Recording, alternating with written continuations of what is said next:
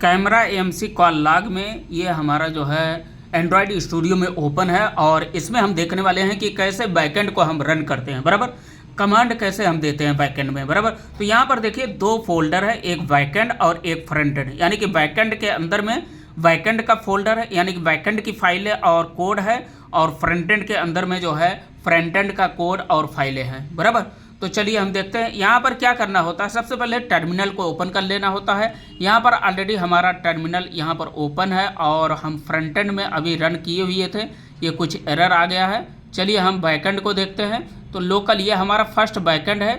तो यहाँ पर हम आएंगे, सबसे पहले तो हम टर्मिनल को ओपन करेंगे। बराबर, यहाँ पर देखिए 4 लाइन दिया हुआ है, इस पर क्लिक करिए। देन उसके बाद व्यू के अंदर में जो है आपको मिल जाएगा यहाँ पर टूल्स विंडो। देन उसके बाद जो है टर्मिनल का ऑप्शन मिल जाता है, यहाँ से आप ओपन करते हैं टर्मिनल एंड्रॉयड स्टूडियो में। बराबर, अब ये जब ओपन हो गया तो ये ऐसा आ जाएगा। बराबर, अब यहाँ पर जो है आपको देखना है कि आपका जो फोल्डर है वो करंट जो है बैकएंड के अंदर में आप अवेलेबल हो या नहीं। देखिए ये बाय डिफ़ॉल्ट हमारा क्या है, ये वाला देखिए इस नाम से है हमारा ये जो मेन फोल्डर यानी कि पेरेंट वाला जो फोल्डर है, ये इसमें डेट डला हुआ है। देन उसके बाद camera AMC call log app by DeepSeek ऐसा हमने लिखा है। बराबर, अब यहाँ तक तो ये एक फोल्डर हो गया, पेरेंट वाला फोल्डर हो गया। बट उसके बाद जो है आपको डालना है, आपको टाइप करना है CD।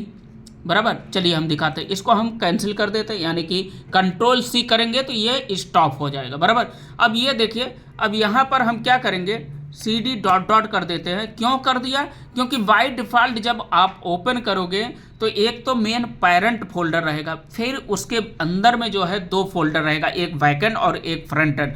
तो बाय डिफ़ॉल्ट जो है जब टर्मिनल को ओपन करते हो तो यही आएगा आपका। बराबर, यानी कि अभी जो आपका कर्सर है या जो आप अभी आप कौन से फोल्डर के अंदर में हो, तो करंट जो है आप पेरेंट वाले फोल्डर के अंदर हो, लेकिन आपको बैकएंड को रन करना है तो इसके लिए जो है बैकएंड वाले फोल्डर के अंदर में जाना पड़ेगा। बराबर, यदि आपको जो है फ्रंट एंड को रन करना है तो आपको फ्रंट एंड वाले फोल्डर में जाना पड़ेगा। बराबर, क्योंकि जो है अलग अलग जो है फोल्डर बनाया गया है। बराबर, तो बैकएंड को हमको रन करना है तो हम यहाँ पर टाइप करेंगे CD।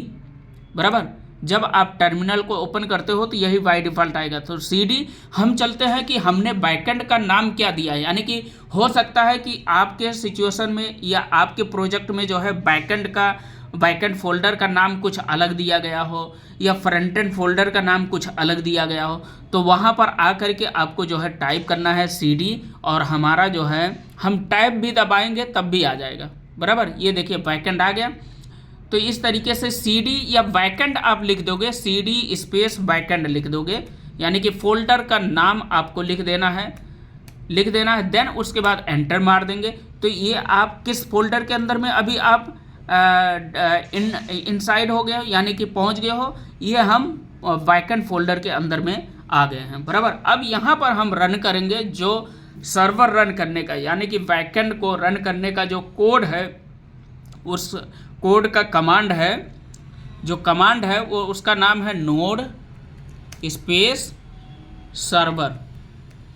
बराबर, server.js ये हमने रन कर दिया, ये हमने टाइप कर दिया, यानी कि ये कमांड है बैकएंड को रन करने का। बराबर, सर्वर को रन करने का। ओके, अब इसके साथ में सर्वर कनेक्टेड आएगा और आपका जो भी डेटाबेस कनेक्टेड रहेगा, चाहे वो MongoDB हो या MySQL हो, MySQL या कोई अदर कोई डेटाबेस हो, वो आपको यहाँ पर नीचे देखने को मिलेगा। हमने एंटर कर दिया और यहाँ पर जो है हम देखते हैं कि क्या क्या कनेक्टेड होता है। तो यहाँ पर बता रहा है कि आपका सर्वर जो है रनिंग इज डेवलप मोड।